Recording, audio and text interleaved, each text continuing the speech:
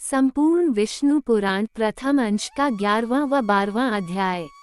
ओम श्री मन्नारायणाय नमः। नारायण नमस्कृत्य नर चैव नरोत्तमं देवी सरस्वती व्याप्तां ततो जयमुदीरयेत्। श्री विष्णु पुराण प्रथम अंश 11वां अध्याय। ध्रुव का वनगमन और मरीचि आदि ऋषियों से भेंट। श्री पराशर जी बोले, हे मैत्रेय, मैंने तुम्हें स्वयंभू मनु के प्रियव्रत एवं उत्तानपाद नामक दो महाबलवान और धर्मज्ञ पुत्र बतलाए थे कि ब्रह्मन। उनमें से उत्तानपाद की प्रेयसी पत्नी सुरुचि से पिता का अत्यंत लाडला उत्तम नामक पुत्र हुआ हे द्विज। उस राजा की जो सुनीति नामक राजमहिषी थी, उसमें उसका विशेष प्रेम न था। उसका पुत्र ध्रुव हुआ। एक दिन राज सिंहासन पर बैठे हुए पिता की गोद में अपने भाई उत्तम को बैठा देख ध्रुव की इच्छा भी गोद में बैठने की हुई, किंतु राजा ने अपनी प्रेयसी सुरुचि के सामने गोद में चने के लिए उत्कंठित होकर प्रेमवश आए हुए उस पुत्र का आदर नहीं किया। अपनी सौत के पुत्र को गोद में चने के लिए उत्सुक और अपने पुत्र को गोद में बैठा देख सुरुचि इस प्रकार कहने लगी, अरे लल्ला, बिना मेरे पेट से उत्पन्न हुए किसी अन्य स्त्री का पुत्र होकर भी तू व्यर्थ क्यों ऐसा बड़ा मनोरथ करता है? तू अविवेकी है, इसीलिए ऐसी अलभ्य उत्तमोत्तम वस्तु की इच्छा करता है। ये ठीक है कि तू भी इन्हीं राजा का पुत्र है, तथापि मैंने तो तुझे अपने गर्भ में धारण नहीं किया। समस्त चक्रवर्ती राजाओं का आश्रय रूप ये राज सिंहासन तो मेरे ही पुत्र के योग्य है। तू व्यर्थ क्यों अपने चित्त को संताप देता है? मेरे पुत्र के समान तुझे वृथा ही ये ऊंचा मनोरथ क्यों होता है? क्या तू नहीं जानता कि तेरा जन्म सुनीति से हुआ है? पूर्ण विराम। श्री पराशर जी बोले, हे द्विज, विमाता का ऐसा कथन सुन वह बालक कुपित हो पिता को छोड़कर अपनी माता के महल को चल दिया। हे मैत्रेय, जिसके ओष्ठ कुछ कुछ कांप रहे थे, ऐसे अपने पुत्र को क्रोधयुक्त देख सुनीति ने उसे गोद में बिठाकर पूछा, बेटा, तेरे क्रोध का क्या कारण है? तेरा किसने आदर नहीं किया? तेरा अपराध करके कौन तेरे पिताजी का अपमान करने चला है? पूर्ण विराम। श्री पराशर जी बोले, ऐसा पूछते पर ध्रुव ने अपनी माता से वे सब बातें कह दी जो अति गर्वीली सुरुचि ने उससे पिता के सामने कही थी। अपने पुत्र के सिसक सिसक कर ऐसा कहने पर दुखिनी सुनीति ने खिंचित और दीर्घ श्वास के कारण मलिन होकर कहा। सुनीति बोली, बेटा, सुरुचि ने ठीक ही कहा है, अवश्य ही तू मंदभाग्य है। हे वत्स, पुण्यवानों से उनके विपक्षी ऐसा नहीं कह सकते। बच्चा, तू व्याकुल मत हो, क्योंकि तूने पूर्व जन्मों में जो कुछ किया है उसे दूर कौन कर सकता है, और जो नहीं किया वह तुझे दे भी कौन सकता है। इसलिए तुझे उसके वाक्यों से खेद नहीं करना चाहिए। हे वत्स, जिसका पुण्य होता है उसी को राजासन, राजछत्र तथा उत्तम उत्तम घोड़े और हाथी आदि मिलते हैं। ऐसा जानकर तू शांत हो जा। अन्य जन्मों में किए हुए पुण्य कर्मों के कारण ही सुरुचि में राजा की सुरुचि प्रीति है, और पुण्य ही ना होने से ही मुझ जैसी स्त्री केवल भार्या भरण करने योग्य ही कही जाती है। उसी प्रकार उसका पुत्र उत्तम भी बड़ा पुण्य पूज्य संपन्न है, और मेरा पुत्र तू ध्रुव मेरे समान ही अल्प पुण्यवान है। तथापि बेटा, तुझे दुखी नहीं होना चाहिए, क्योंकि जिस मनुष्य को जितना मिलता है वो अपनी ही पूंजी में मग्न रहता है। और यदि सुरुचि के वाक्यों से तुझे अत्यंत दुखी हुआ है तो सर्वफलदायक पुण्य के संग्रह करने का प्रयत्न कर। तू सुशील, पुण्यात्मा, प्रेमी और समस्त प्राणियों का हितैषी बन, क्योंकि जैसे नीची भूमि की ओर ढलकता हुआ जल अपने आप ही पात्र में आ जाता है, वैसे ही सत्पात्र मनुष्य के पास स्वतः की समस्त संपत्तियां आ जाती है। ध्रुव बोला, माताजी, तुमने मेरे चित्त को शांत करने के लिए जो वचन कहे हैं वे दुर्वाक्यों से बिंधे हुए मेरे हृदय में तनिक भी नहीं ठहरते। इसलिए मैं तो अब वही प्रयत्न करूंगा जिससे संपूर्ण लोकों से आदरणीय सर्वश्रेष्ठ पद को प्राप्त कर सकूं। राजा की प्रेयसी तो अवश्य सुरुचि ही है, और मैंने उसके उदर से जन्म भी नहीं लिया है। तथापि हे माता, अपने गर्भ में बड़े हुए मेरा प्रभाव भी तुम देखना। उत्तम, जिसको उसने अपने गर्भ से धारण किया है, मेरा भाई ही है। पिता का दिया हुआ राजासन वही प्राप्त करे, भगवान करे ऐसा ही हो। माताजी, मैं किसी दूसरे की दिए हुए पद का इच्छुक नहीं हूँ। मैं तो अपने पुरुषार्थ से ही उस पद की इच्छा करता हूँ जिसको पिताजी ने भी नहीं प्राप्त किया है। श्रीप्राशर जी बोले, माता से इस प्रकार कह ध्रुव उसके महल से निकल पड़ा और फिर नगर से बाहर आकर बाहरी उपवन में पहुंचा। वहां ध्रुव ने पहले से ही आए हुए 7 मुनीश्वरों को कृष्ण मृग चर्म के बिछौनों से युक्त आसनों पर बैठे देखा। उस राजकुमार ने उस सबको प्रणाम कर अति नम्रता और समुचित अभिवादनादि पूर्वक उनसे कहा। ध्रुव ने कहा, हे महात्माओं, मुझे आप सुनीति से उत्पन्न हुआ राजा उत्तानपाद का पुत्र जाने, मैं आत्मग्लानि के कारण आपके निकट आया हूँ। ऋषि बोले, राजकुमार, अभी तो तू 4-5 वर्ष का ही बालक है, अभी तेरे निर्वेद का कोई कारण नहीं दिखाई पड़ता, तुझे कोई चिंता का विषय भी नहीं है, क्योंकि अभी तेरा पिता राजा जीवित है। और हे बालक, तेरी कोई इष्ट वस्तु खो गई हो ऐसा भी हमें दिखाई नहीं देता, तथा हमें तेरे शरीर में भी कोई व्याधि नहीं दिख पती। फिर बता, तेरी ग्लानि का क्या कारण है? पूर्ण विराम पूर्ण विराम पूर्ण विराम पूर्ण विराम। श्रीप्राशर जी बोले, तब सुरुचि ने तुमसे जो कुछ कहा था वह सब उसने कह सुनाया। उसे सुनकर वे ऋषिगण आपस में इस प्रकार कहने लगे, अहो, क्षात्र तेज कैसा प्रबल है, जिससे बालक में भी इतनी अक्षमा है कि अपनी विमाता का कथन उसके हृदय से नहीं टलता। हे क्षत्रिय कुमार, इस निर्वेद के कारण तूने जो कुछ करने का निश्चय किया है, यदि तुझे रुचे तो वह हम लोगों से कह दे। और हे अतुलित तेजस्वी, ये भी बता कि हम तेरी क्या सहायता करें, क्योंकि हमें ऐसा प्रतीत होता है कि तू कुछ कहना चाहता है। ध्रुव ने कहा, हे द्विज श्रेष्ठ, मुझे न तो धन की इच्छा है और न राज्य की, मैं तो केवल एक उसी स्थान को चाहता हूँ जिसको पहले कभी किसी ने न भोग हो। हे मुनिश्रेष्ठ, आपकी यही सहायता होगी कि आप मुझे भली प्रकार यह बता दें कि क्या करने से वह सबसे अग्रगण्य स्थान प्राप्त हो सकता है। मरीचि बोले, हे राजपुत्र, बिना गोविंद की आराधना किए मनुष्य को वह श्रेष्ठ स्थान नहीं मिल सकता, अतः तू श्री अच्युत की आराधना कर। अत्रि बोले, जो परा प्रकृति आदि से भी परे हैं वे परम पुरुष जनार्दन जिससे संतुष्ट होते हैं उसी को वह अक्षय पद मिलता है, यह मैं सत्य सत्य कहता हूँ। अंगिरा बोले, यदि तू अग्रय स्थान का इच्छुक है तो जिन अव्ययात्मा अच्युत में ये संपूर्ण जगत ओतप्रोत है उन गोविंद की ही आराधना कर। पुलस्त्य बोले, जो परब्रह्म परमधाम और परस्वरूप है उन हरि की आराधना करने से मनुष्य अति दुर्लभ मोक्ष पद को भी प्राप्त कर लेता है। पुलह बोले, हे सुव्रत, जिन जगतपति की आराधना से इंद्र ने अत्युत्तम इंद्र पद प्राप्त किया है, तू उन यज्ञपति भगवान विष्णु की आराधना कर। क्रतु बोले, जो परम पुरुष यज्ञ पुरुष यज्ञ और योगेश्वर हैं उन जनार्दन के संतुष्ट होने पर कौन सी वस्तु दुर्लभ रह सकती है। पूर्ण विराम पूर्ण विराम पूर्ण विराम पूर्ण विराम। वशिष्ठ बोले, हे वत्स, विष्णु भगवान की आराधना करने पर तू अपने मन से जो कुछ चाहेगा वही प्राप्त कर लेगा, फिर त्रिलोकी के उत्तमोत्तम स्थान की तो बात ही क्या है। ध्रुव ने कहा, हे महर्षिगण, मुझ विनीत को आपने आराध्य देव तो बता दिया, अब उसको प्रसन्न करने के लिए मुझे क्या जपना चाहिए, ये बताइए। उस महापुरुष की मुझे जिस प्रकार आराधना करनी चाहिए वह आप लोग मुझसे प्रसन्नता पूर्वक कहिए। ऋषिगण बोले, हे राजकुमार, विष्णु भगवान की आराधना में तत्पर पुरुषों को जिस प्रकार उनकी उपासना करनी चाहिए वह तू हमसे यथावत श्रवण कर। मनुष्य को चाहिए कि पहले संपूर्ण बाह्य विषयों से चित्त को हटावे और उसे एकमात्र उन जगदाधार में ही स्थिर कर दे। हे राजकुमार, इस प्रकार एकाग्रचित होकर तन्मय भाव से जो कुछ जपना चाहिए वह सुन। ओम हिरण्यगर्भ पुरुष प्रधान और अव्यक्ता रूप शुद्ध ज्ञानस्वरूप वासुदेव को नमस्कार है।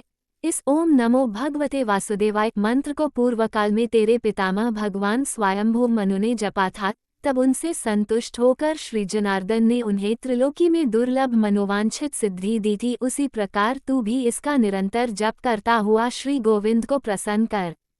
इति श्री विष्णु पुराणे प्रथमेशे एकादशोऽध्याय संपूर्ण। ओम श्री मन्नारायणाय नमः। नारायण नमस्कृत्य नर चैव नरोत्तमम् देवी सरस्वती व्याप्तां ततो जयमुदीरयेत्। श्री विष्णु पुराण प्रथम अंश 12वां अध्याय। ध्रुव की तपस्या से प्रसन्न हुए भगवान का आविर्भाव और उसे ध्रुव पद दान।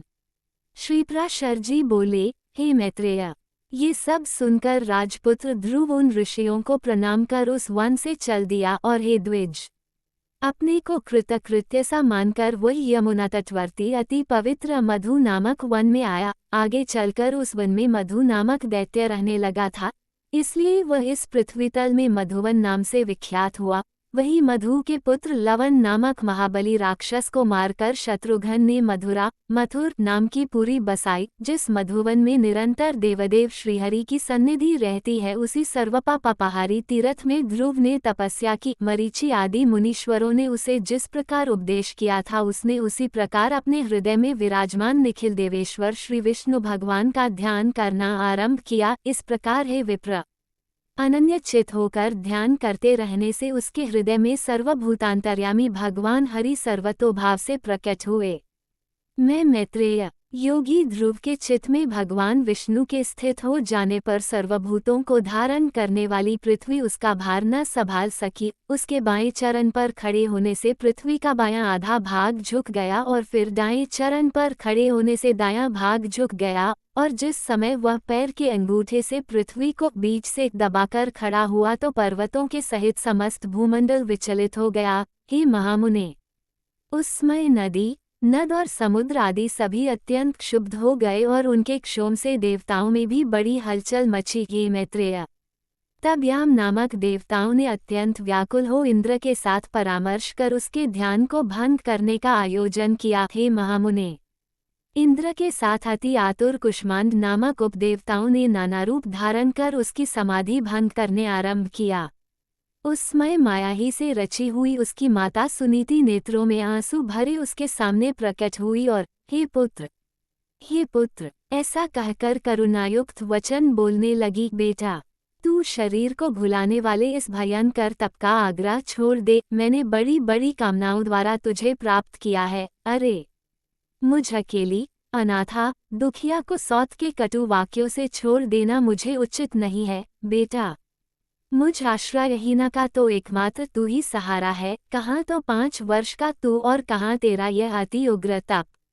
अरे, इस निष्फल क्लेशकारी आग्रह से अपना मन मोड़ ले। अभी तो तेरे खेलने कूदने का समय है, फिर अध्ययन का समय आएगा, तदनंतर समस्त भोगों के भोगने का, और फिर अंत में तपस्या करना भी ठीक होगा। बेटा, तुझ सुकुमार बालक का जो खेल कूद का समय है, उसी में तू तपस्या करना चाहता है।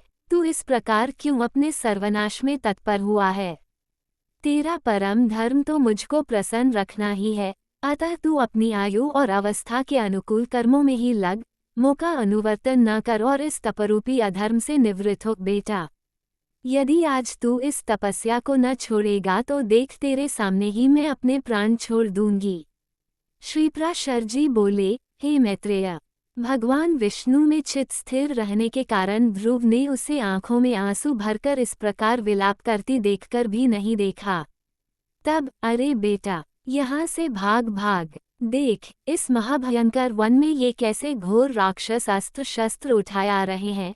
ऐसा कहती हुई वह चली गई और वहां जिनके मुख से अग्नि की लपटें निकल रही थी, ऐसे अनेकों राक्षसगण अस्त्र शस्त्र संभाले प्रकट हो गए। उन राक्षसों ने अपने अति चमकीले शस्त्रों को घुमाते हुए उस राजपुत्र के सामने बड़ा भयंकर कोलाहल किया। उस नित्य योगयुक्त बालक को भयभीत करने के लिए अपने मुख से अग्नि की लपटें निकालती हुई सैकड़ों स्थारियां घोर नाद करने लगी। वे राक्षसगण भी, इसको मारो मारो, काटो काटो, खाओ खाओ, इस प्रकार चिल्लाने लगे। फिर सिंह, ऊंट और मकर आदिर के से मुख वाले वे राक्षस राजपुत्र को त्राण देने के लिए नाना प्रकार से गरजने लगे, किंतु उस भगवदासक्तचित बालक को वे राक्षस, उनके शब्द, स्यारियां और अस्त्र शस्त्रादि कुछ भी दिखाई नहीं दिए। वह राजपुत्र एकाग्रचित से निरंतर अपने आश्रयभूत विष्णु भगवान को ही देखता रहा और उसने किसी की ओर किसी भी प्रकार दृष्टिपात नहीं किया। तब संपूर्ण माया के लीन हो जाने पर उससे हार जाने की आशंका से देवताओं को बड़ा भय हुआ, अतः उसके तप से संतप्त हो वे सब आपस में मिलकर जगत के आदि कारण, शरणागत वत्सल, अनादि और अनंत श्रीहरि की शरण में गए। देवता बोले, हे देवाधिदेव, जगन्नाथ, परमेश्वर, पुरुषोत्तम, हम सब ध्रुव की तपस्या से संतप्त होकर आपकी शरण में आए हैं। हे देव, जिस प्रकार चंद्रमा अपनी कलाओं से प्रतिदिन बढ़ता है, उसी प्रकार यह भी तपस्या के कारण रात दिन उन्नत हो रहा है। हे जनार्दन, इस उत्तानपाद के पुत्र की तपस्या से भयभीत होकर हम आपकी शरण में आए हैं। आप उसे तप से निवृत्त कीजिए। हम नहीं जानते वह इंद्रत्व चाहता है या सूर्यत्व, अथवा उसे कुबेर, वरुण या चंद्रमा के पद की अभिलाषा है। अतः हे ईश, आप हम पर प्रसन्न होइए और इस उत्तानपाद के पुत्र को तप से निवृत्त करके हमारे हृदय का कांटा निकालिए। श्री भगवान बोले, हे सुरगण, उसे इंद्र, सूर्य, वरुण अथवा कुबेर आदि किसी के पद की अभिलाषा नहीं है। उसकी जो कुछ इच्छा है वह मैं सब पूर्ण करूंगा। हे देवगण, तुम निश्चिंत होकर इच्छानुसार अपने अपने स्थानों को जाओ। मैं तपस्या में लगे हुए उस बालक को निवृत्त करता हूँ। श्री पराशर जी बोले, देवाधिदेव भगवान के ऐसा कहने पर इंद्र आदि समस्त देवगण उन्हें प्रणाम कर अपने अपने स्थानों को गए। सर्वात्मा भगवान हरि ने भी ध्रुव की तन्मयता से प्रसन्न हो उसके निकट चतुर्भुज रूप से इस प्रकार कहा। श्री भगवान बोले, हे उत्तानपाद के पुत्र ध्रुव, तेरा कल्याण हो। मैं तेरी तपस्या से प्रसन्न होकर तुझे वर देने के लिए प्रकट हुआ हूँ। हे सुव्रत, तू वर मांग। तूने संपूर्ण बाह्य विषयों से उपरत होकर अपने चित्त को मुझ में ही लगा दिया, अतः मैं तुझसे अति संतुष्ट हूँ। अब तू अपनी इच्छानुसार श्रेष्ठ वर मांग। श्री पराशर जी बोले, देवाधिदेव भगवान के ऐसे वचन सुनकर बालक ध्रुव ने आंखें खोली और अपनी ध्यानावस्था में देखे हुए भगवान हरि को साक्षात अपने सम्मुख खड़े देखा।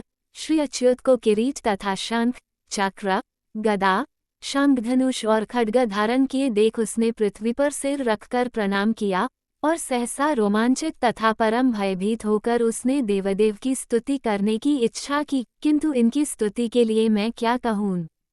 काया कहने से वह चित्त में व्याकुल हो गया और अंत में उसने उन देवदेव की ही शरण ली।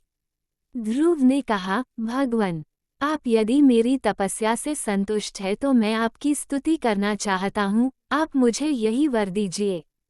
श्री पराशर जी बोले, हे द्विजवर्या, तब जगतपति श्री गोविंद ने अपने सामने हाथ जोड़े खड़े हुए उस उत्तानपाद के पुत्र को अपने वेदमय शब्द के अंत वेदांतमय भाग से छू दिया। तब तो एक क्षण में ही वह राजकुमार प्रसन्न मुख से अति विनीत हो सर्वभूताधिष्ठान श्री अच्युत की स्तुति करने लगा। ध्रुव बोले, पृथ्वी, जल, अग्नि, वायु, आकाश, मन, बुद्धि, अहंकार और मूल प्रकृति, ये सब जिनके रूप है उन भगवान को मैं नमस्कार करता हूँ, जो अति सूक्ष्म, सर्वव्यापक और प्रधान से भी परे हैं। वो पुरुष जिनका रूप है उन गुण भोक्ता परम पुरुष को मैं नमस्कार करता हूँ। हे परमेश्वर, पृथ्वी आदि समस्त भूत, गंधादि उनके गुण, बुद्धि आदि अंतःकरण चतुष्टय तथा प्रधान और पुरुष जीव से भी परे जो सनातन पुरुष है, उन आप निखिल ब्रह्मांड नायक के ब्रह्मभूत शुद्ध स्वरूप आत्मा की मैं शरण हूँ। हे सर्वात्मन, हे योगियों के चिंतनीय, व्यापक और वर्धनशील होने के कारण आपका जो ब्रह्म नामक स्वरूप है, उस विकारहित रूप को मैं नमस्कार करता हूँ। हे प्रभो, आप हजारों मस्तकों वाले, हजारों नेत्रों वाले और हजारों चरणों वाले परम पुरुष है। आप सर्वत्र व्याप्त है और संपूर्ण ब्रह्मांड को व्याप्त कर 10 गुण महाप्रमाण स्थित है। श्री भगवान बोले, हे ध्रुव, तुमको मेरा साक्षात दर्शन प्राप्त हुआ, इससे अवश्य ही तेरी तपस्या तो सफल हो गई। परंतु हे राजकुमार, मेरा दर्शन भी तो कभी निष्फल नहीं होता, इसलिए तुझको जिस वर की इच्छा हो वह मांग ले। मेरा दर्शन हो जाने पर पुरुष को सभी कुछ प्राप्त हो सकता है। ध्रुव बोले, हे भूतभव्येश्वर भगवन, आप सभी के अंतःकरणों में विराजमान है। हे ब्रह्मन, मेरे मन की जो कुछ अभिलाषा है वह क्या आपसे छिपी हुई है? तो भी हे देवेश्वर, मैं दुर्विनीत जिस अति दुर्लभ वस्तु की हृदय से इच्छा करता हूँ उसे आपकी आज्ञानुसार आपके प्रति निवेदन करूँगा। हे समस्त संसार को रचने वाले परमेश्वर, आपके प्रसन्न होने पर संसार में क्या दुर्लभ है? इंद्र भी आपके कृपा कटाक्ष के फलरूप से ही त्रिलोकी को भोगता है। प्रभो, मेरी सौतेली माता ने गर्व से अति बड़ बक मुझसे ये कहा था कि जो मेरे उदर से उत्पन्न नहीं है उसके योग्य ये राजासन नहीं है। अतः हे प्रभो, आपके प्रसाद से मैं उस सर्वोत्तम एवं अव्यय स्थान को प्राप्त करना चाहता हूँ जो संपूर्ण विश्व का आधारभूत हो। श्री भगवान बोले, अरे बालक, तूने अपने पूर्व जन्म में भी मुझे संतुष्ट किया था, इसलिए तू जिस स्थान की इच्छा करता है उसे अवश्य प्राप्त करेगा। पूर्व जन्म में तू एक ब्राह्मण था और मुझमें निरंतर एकाग्रचित रहने वाला, माता पिता का सेवक तथा स्वधर्म का पालन करने वाला था। कालांतर में एक राजपुत्र तेरा मित्र हो गया। वह अपनी युवावस्था में संपूर्ण भोगों से संपन्न और अति दर्शनीय रूपलावण्यायुक्त था। उसके संग से उसके दुर्लभ वैभव को देखकर तेरी ऐसी इच्छा हुई कि मैं भी राजपुत्र हूँ। अतः हे ध्रुव, तुझको अपनी मनोवांछित राजपुत्रता प्राप्त हुई और जिन स्वयंभू मनु के कुल में और किसी को स्थान मिलना अति दुर्लभ है, उन्हीं के घर में तूने उत्तानपाद के यहाँ जन्म लिया। अरे बालक, जिसने तुझे संतुष्ट किया है उसके लिए तो यह अत्यंत तुच्छ है। मेरी आराधना करने से तो मोक्षपद भी तत्काल प्राप्त हो सकता है। फिर जिसका चित्त निरंतर मुझमें हो लगा हुआ है उसके लिए स्वर्गादि लोकों का तो कहना ही क्या है।